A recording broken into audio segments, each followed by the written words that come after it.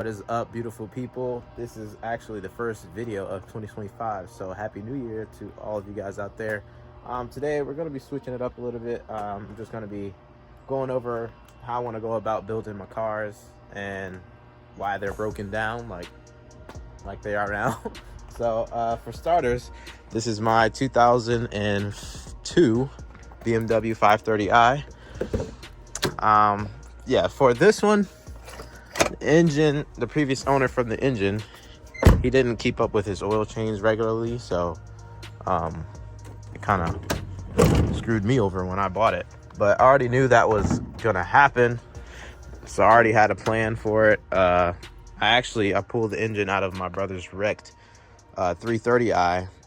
For those who don't know, the 330i's engines, their pistons are slightly bigger than the 530's pistons, so I guess you can say that adds a little more horsepower or whatever, better performance probably. But yeah, I pulled the engine out of that. I've got it in the shop. I'm here at my dad's shop, Global Auto Pro. I pulled the engine out of that and I already have it built inside. I'm already rebuilding it in the shop now, so now I'm just waiting to put the engine back in here.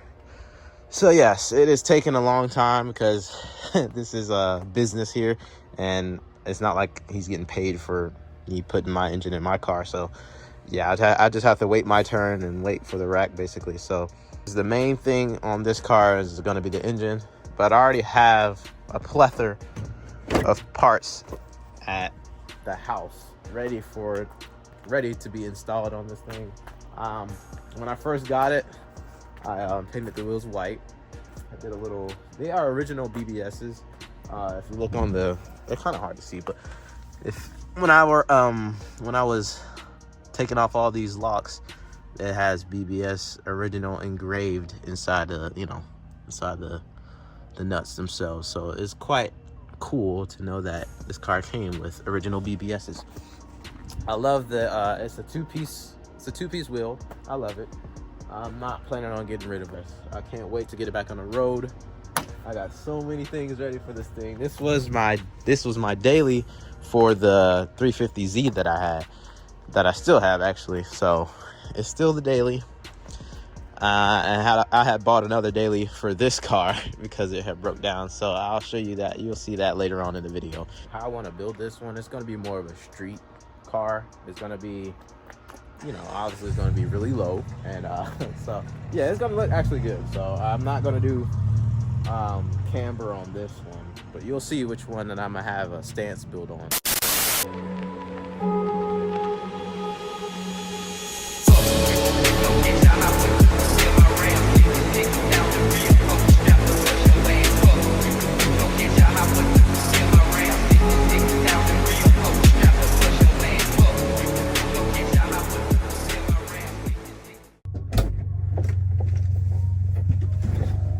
So this is my 2006 Mini Cooper S R53 convertible, and it's a manual. My dad actually got it for me for my 15th birthday, and I absolutely love it. I still love it to this day, even while it's broken.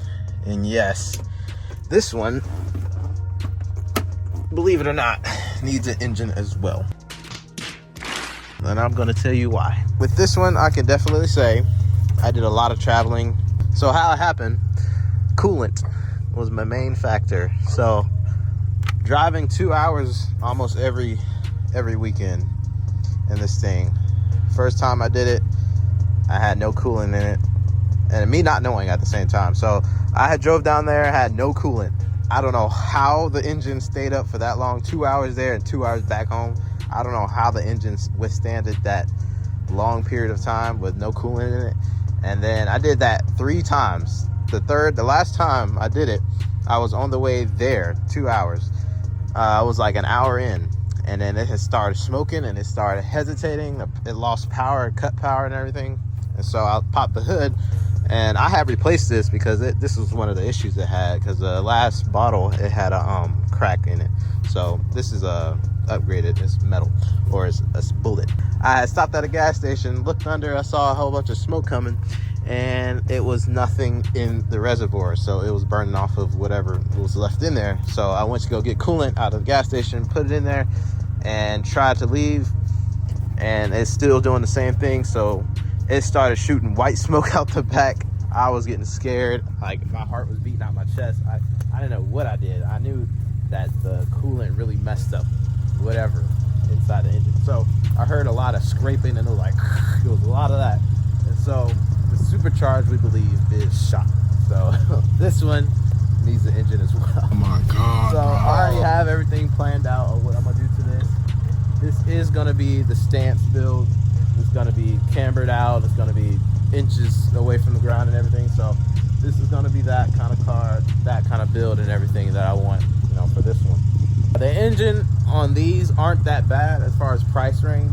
Now, as far as replacing them, I'm not too sure, because actually it shouldn't be too bad, because I did an alternator on this, and we had just pulled off the whole front end. The alternator was a pain in the butt to do.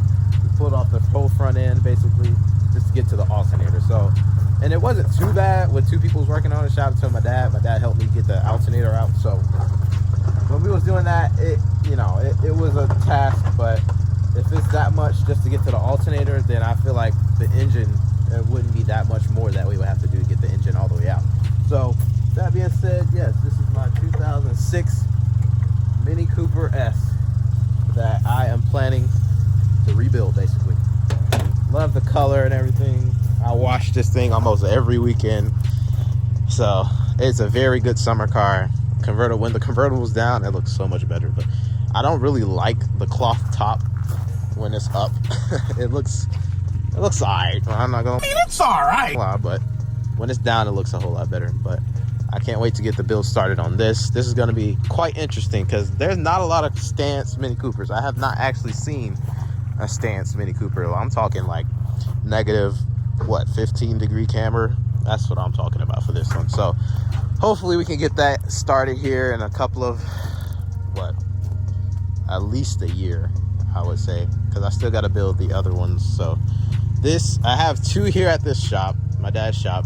That is the BMW and this Mini Cooper, and the other two is at the house, the 350Z and the G37. Nothing wrong with the G37 right now. I'm just not driving it because I want to get some maintenance work done, like oil change and everything. I'll explain it furthermore when I get there. So next clip you'll see, I'll be with the G.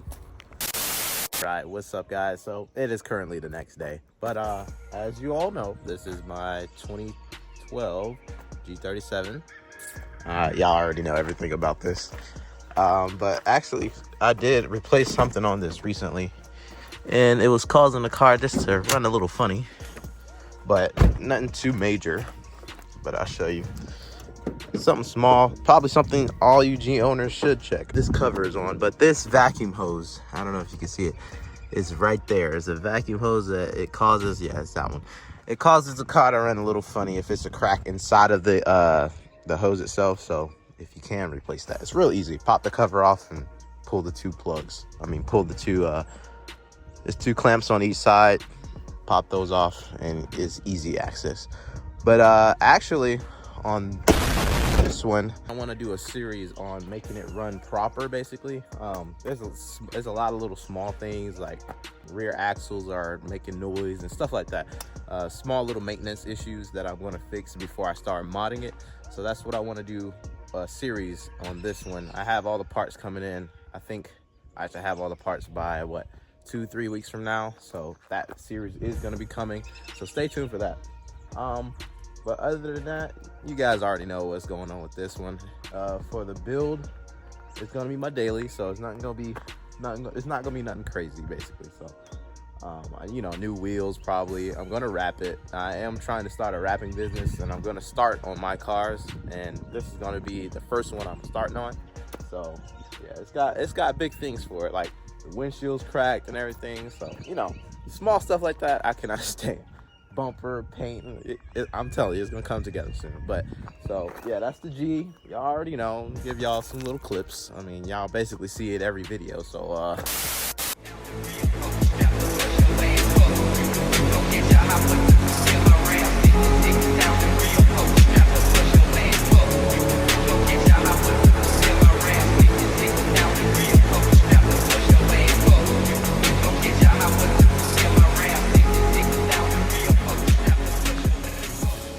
Now this one, I think it's the worst out of them all.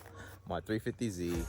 This was my first actual sports car after I had got the Mini that my dad had got for me for my 15th birthday.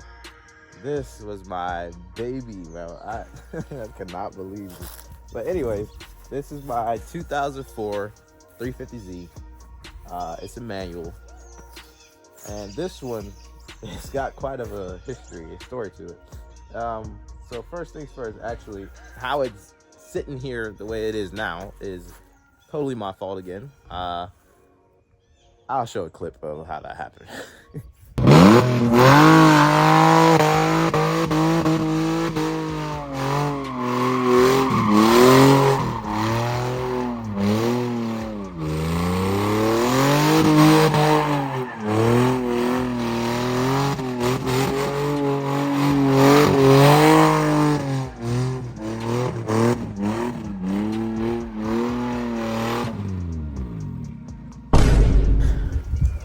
Yeah, it was bad.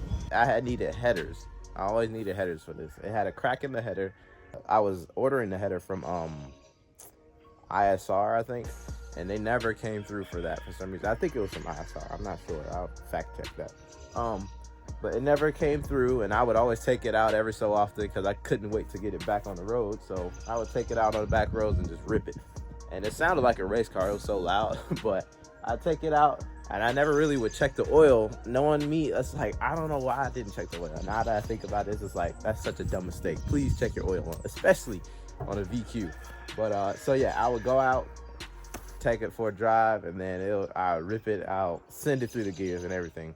And then one day, that's when I did the little donuts that you saw. Came back home, and I think it was the next weekend. I tried starting it back up.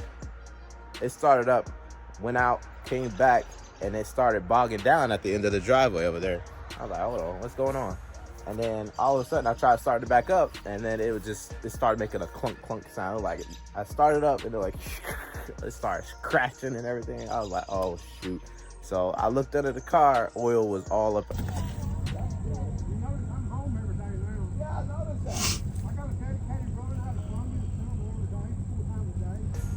Oh my God, bro. Oh my God. I was so heartbroken. I was mad at myself. It was a horrible experience. I don't wish that on any car enthusiast, but it was a big lesson learned there. Just don't take out your cars when they're broken. That's why the G is sitting over there. Even though it's not broken, I just don't want to drive it because it needs a little maintenance, right now. So yeah, this one, it needs an engine. Come on, man. Yes, it needs an engine. I have 3 cars that needs engines right now, and that is this one as well. So, but what I have planned for it, I want to swap the engine with something most people haven't really swapped the engine in these with. With this one, I would love to swap it with a 370 engine. Manual and everything. So I don't know how difficult that would be. I know we will probably have to cut a few things. I'm not sure. Actually, we probably would, because now that I'm looking at it, this is the DE version of the 350Z engine. So it has one intake, not the dual intake. The HR has a dual intake. It probably would have been better for the HR if this was an HR to swap it with the 370. But who cares? I'm trying to get that 370 up in here. I'm pretty sure it will just go right here. The extra dual air intake. So I got some major plans for this. So I want to do a full aero kit on here. I love cosmetics on cars. I'm a big thing on cosmetics. But this one, I'm going to do a full rebuild. I want to do cams on the engine, on the 370 engine. I want to upgrade injectors. I want it fully built, basically. It's going to be a journey. I wanted to get it running, though. I really want to get it running. But now that I'm thinking about putting a 370 engine, I know it's going to take a while. So I'm not even going to complain about that, really. It's so sad seeing this thing down. I used to wash this thing every weekend, too. This is my baby. Like, I would only drive it on the weekends. But good things don't last forever. Golly, I miss this thing. But we've got plans for this. Stay tuned. This is probably going to be the last build, probably the best build. I don't know. Maybe it may not be the last build. It may happen right after the G or the Mini or something, but after the BMW. I don't know, maybe. But I know I've got plans planned out for this thing, and I could do nothing but pray and hope that we can get it started soon.